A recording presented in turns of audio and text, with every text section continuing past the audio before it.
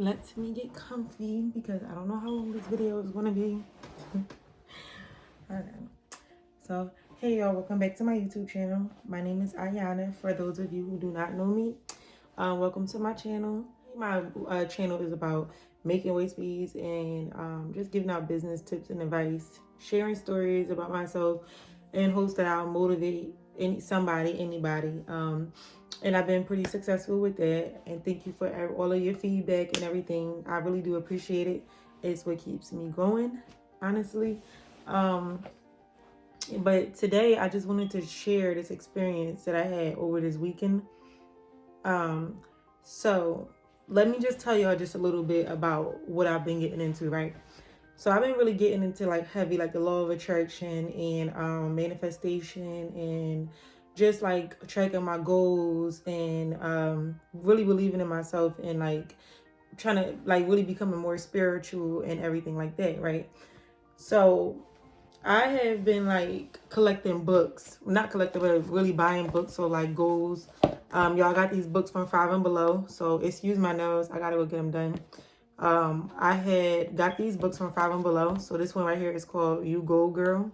And it's a goal setting workbook. And it's by Malia Bowles and Elise Williams. I hope I pronounced that right. But I'll definitely see if I can either find a link from Amazon for them, or if you can just go to Five and Below. They have some really great books there. Only $5. And I also got this one, and it's called Today I Affirm. A journal that nurtures self-care by Alexandra L. And these books have been really, really great. I've been writing in them every single day, and it's just like writing down my goals and stuff like that. Writing down my affirmations, and it really help you break down goals in the simplest forms, right? And like I said, I've been really trying to understand the law of attraction and practicing it and stuff like that. So I highly recommend the movie The Secret. It's on Netflix. If you haven't seen it already, it's a must see. It breaks everything down in the simplest form. You'll love it, I promise. Okay, so the other day, let's say Monday, I was sitting in my room or whatever, and I was writing down like my goals, my affirmations and everything.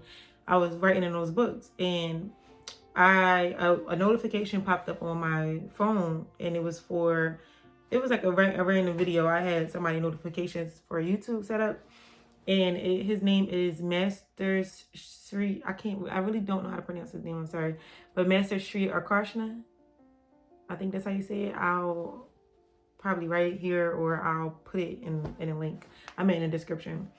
But that's his name, and he really speaks about like meditating and the law of attraction and just like everything like along those lines.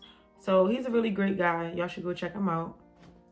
And I watched his video, and his video was probably like 2 minutes. But then at the end of the video, he was talking about how he was running this program this weekend, and it was going to be a 3-day Zoom, and it was only $19. So it was going to teach you about the law of attraction.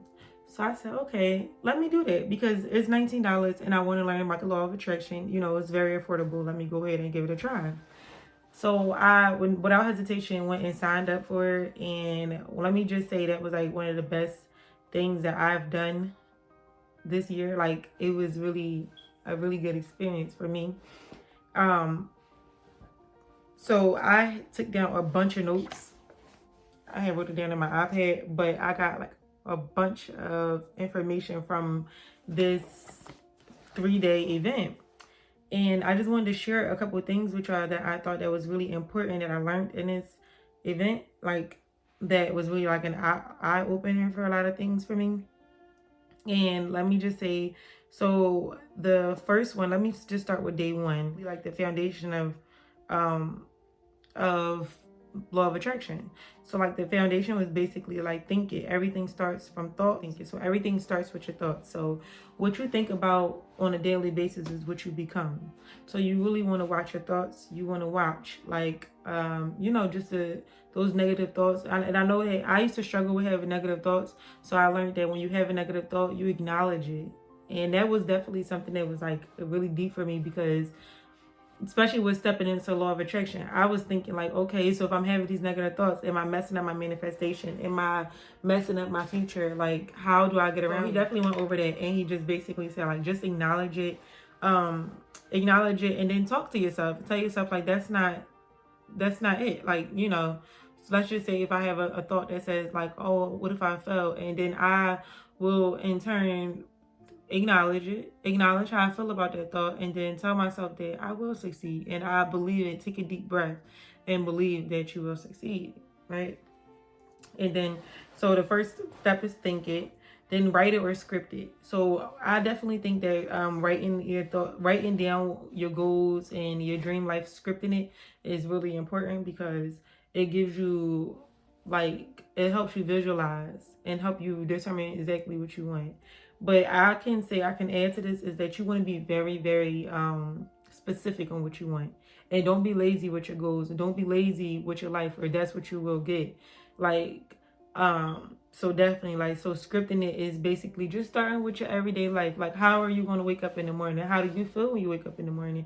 Where are you going to be at? Where are you living at? What's your mindset? Who are you with? Or is it love? Is it abundance? Is it like wealth? Like, think about these things. What you're driving, what you're wearing, how you carrying yourself, how you walk, how you talk. Start simple things like that. Script your life. Then you want to speak it, see it, feel it, and then take action, and then you'll receive it. So I definitely learned like that what your goals and who you desire to be, you have to already become that person without the materialistics, without actually become that person. Like, who do you want to be? Carry yourself like you already got it and you're going to get it. I hope that this is making sense to y'all. We did do a lot of meditation. And I want to share this meditation with y'all that they had did, and it was like, it was so deep, it was crazy. It was because I walked into this thinking that I was just gonna learn about the law of attraction, learning about more of what I just shared with y'all. I thought that was going to be it.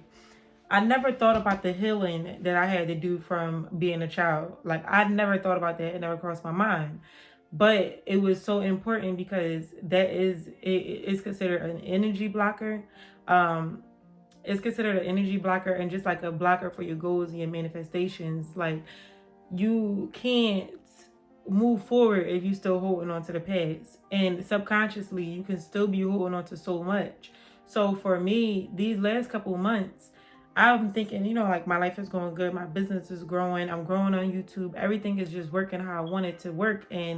But inside of me, it was this pull, and it was like this tightness in my chest, and I was feeling so angry in the inside of me, like, so angry, and I didn't know why. So I was like, maybe I should go back to therapy, maybe I should do that. I don't know what to do, like, something is wrong. I wasn't feeling depressed, it was just something that was deep inside of me that was just there, and I just didn't know what it was. I couldn't pinpoint it. So we did this meditation, and y'all, I never meditated before because I was always I'm not talking too fast, but I was a little against meditating because of, like, I wasn't sure what it was. Like, I thought that it was like a bunch of witchcraft, a bunch of like rituals. Like, I thought that it was like a little beyond me, right? So I went into this event with an open mind, and they like, we're going to meditate. So I'm like, okay, let me give it a try. And he kept saying like, it's going to be emotional and just to let your emotions flow. But it wasn't, I'm just thinking like, okay, we're going to do this. Let's just do it. So we go into the meditation, and it's basically you just sitting there and you taking deep breaths. Throughout the entire thing, he's telling us to breathe, just breathe. And he's talking you through it. So it started like to just breathe in, and you see a light.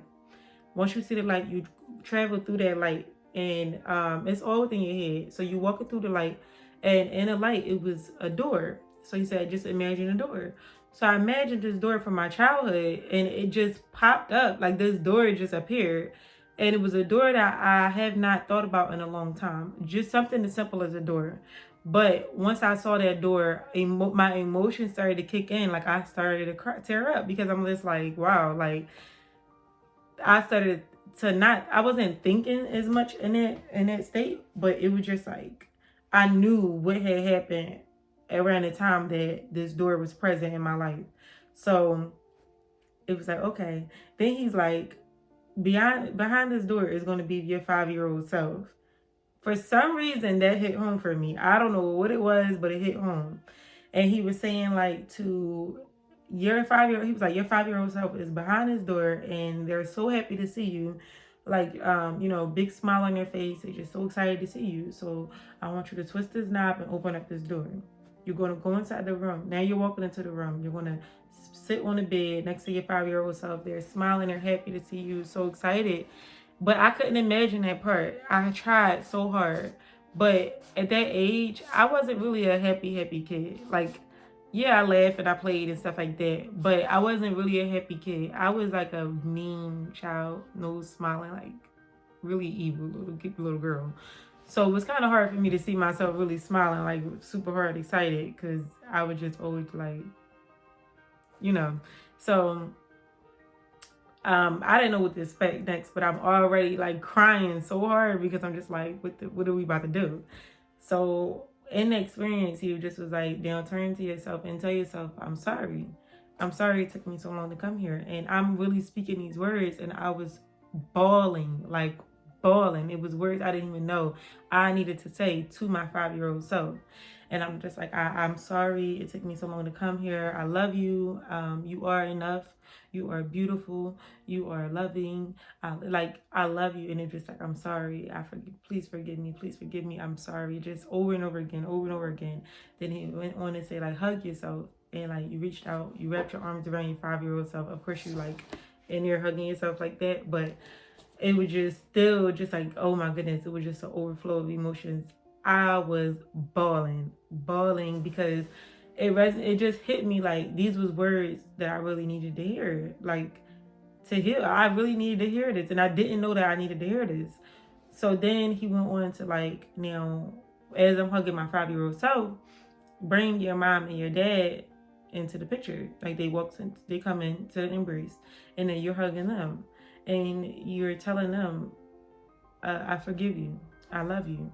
And that was something that was major for me. So at this point, y'all, I'm eyes swollen, bawling, like really like crying super hard, because that was something that I needed, because my mom and my dad, they've been through traumatic experiences in their life, and it trickled down on us. So it was a lot of things that they didn't heal from as kids, and they put it on us. And it really took a toll on me. So I blamed them for a lot of things in my life, like a lot.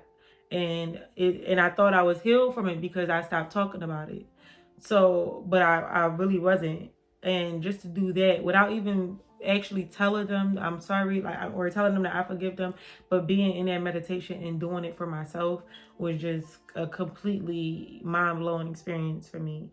So, after that, it was just like, he just said, like, now come back when you're ready. And I just sat there for probably like another 20 minutes or so, when I just was crying so hard, like really, really bawling so hard. It was like, even when I came back and I was still trying to be in the Zoom, I was still crying so hard.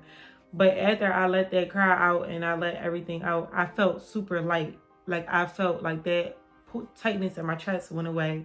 I was calm. Like, now I feel like my mind is just clear. Like, I'm able to do a lot more.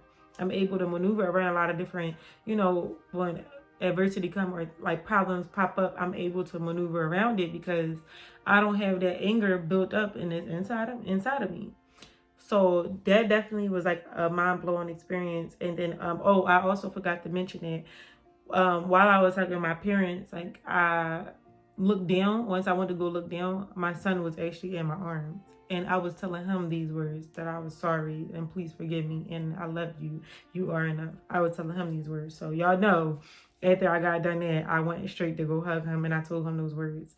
And for me, it really hit home because when growing up and stuff, or like just in life in general, people always tend to say, become that person that you needed when you was a child. I didn't know what that meant. I never knew what that meant. I'm just like, okay, like, what do you mean? Like, how? What do you mean? Who did I need when I was a child? I don't know. So I always tried to take care of people because I just thought, like, okay, maybe I needed to be taken care of. I always try to like do a lot for people because I thought that maybe that's what I needed when I was a child. But for me to be speaking to my 5-year-old self, telling myself these words, I realized that that's what I needed when I was a child. I needed to be told that I was enough. I needed to be told that I was beautiful, that I was loved, that I needed to be nurtured, I guess that's what you could say. I needed to feel that love, and now I can take that and I can implement it into my son, and I feel as though like that's going to go a long way with me, a really really long way. So we had to basically, like, in that moment of me crying, I had to write down how I felt and stuff. So this is the meditation where I spoke to my 5-year-old self, and this is how I felt in that moment.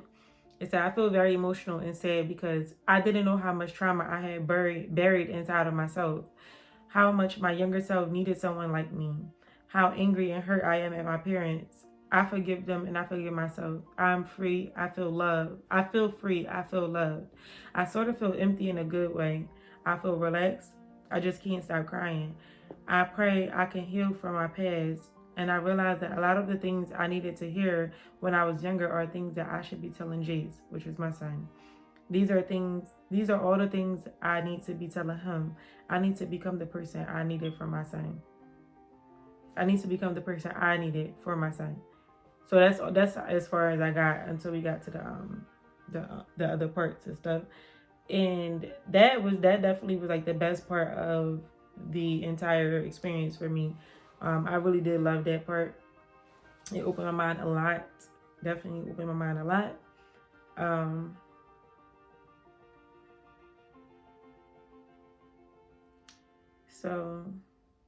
And then we learned about contribution.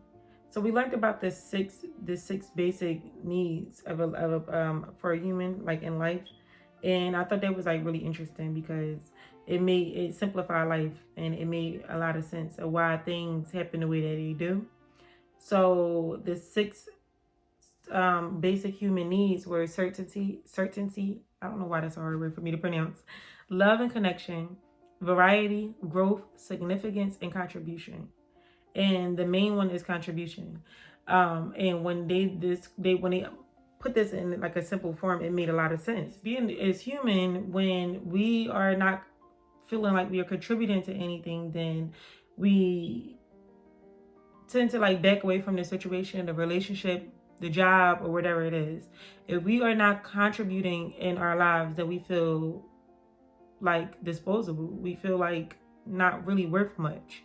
So, and contributing can be like just like making other people happy, giving to other people. If you're not doing it, then you're not going to feel whole.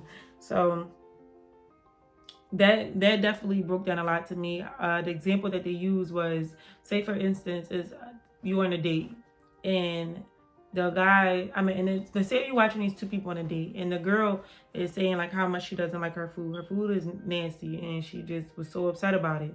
And the guy says, well, here, take my food. You know, my food is good. I'll eat your food for you. Like, take mine.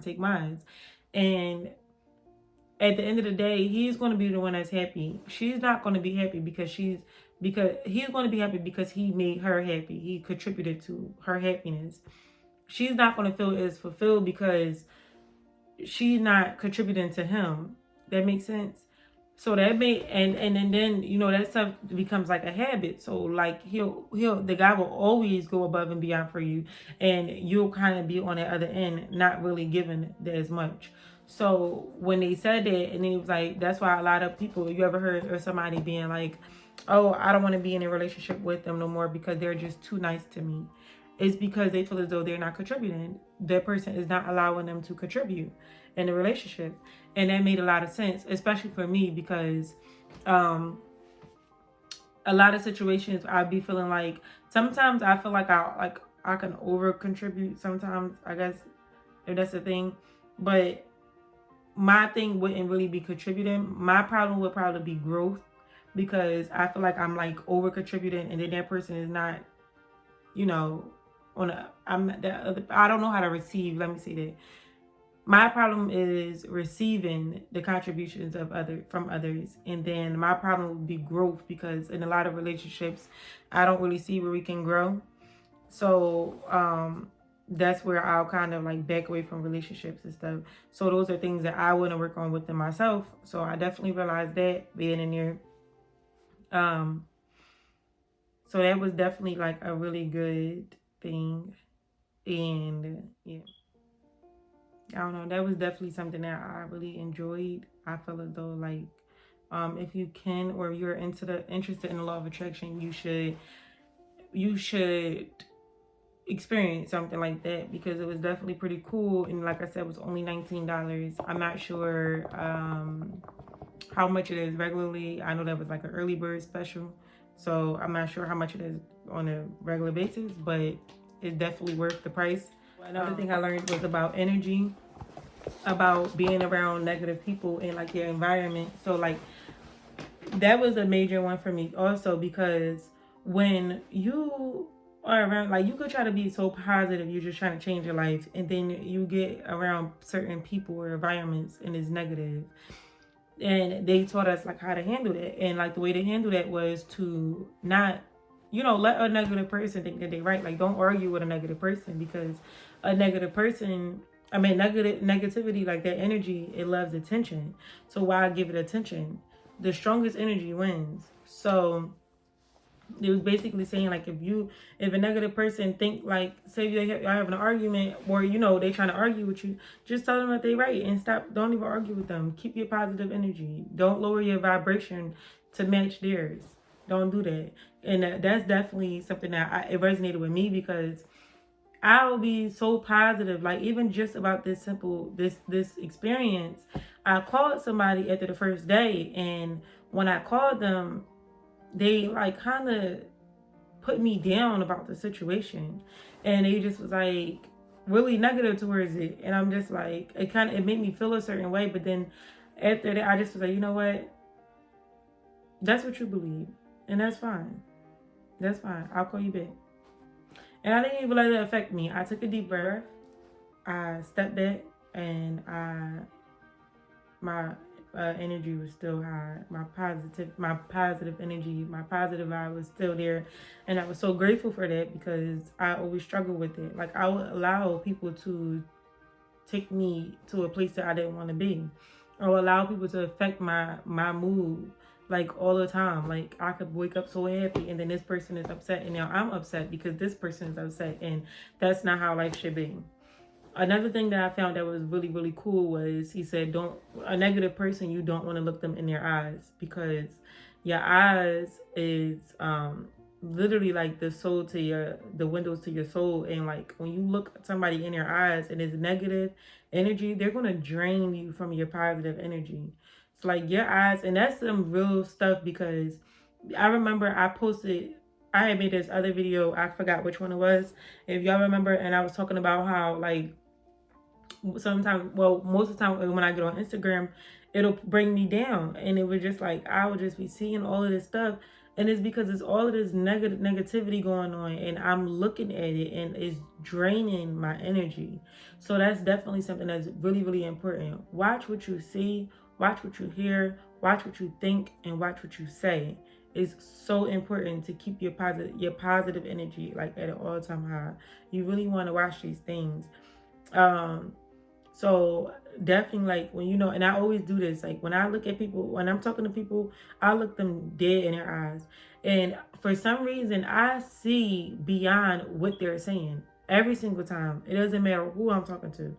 That's how I know whether or not I want to be around this person, or because I can look at people, and I'll start to do this thing where I'm like squinting my eyes, because I'm really reading you at this point. Like, you telling me something, like, say that person telling me, like, oh, I'm so proud of you, I'm so this and this and that, and I'm looking them dead in their eyes, and their eyes is literally telling me something completely different, and I'm looking at them like, y'all ever experienced that?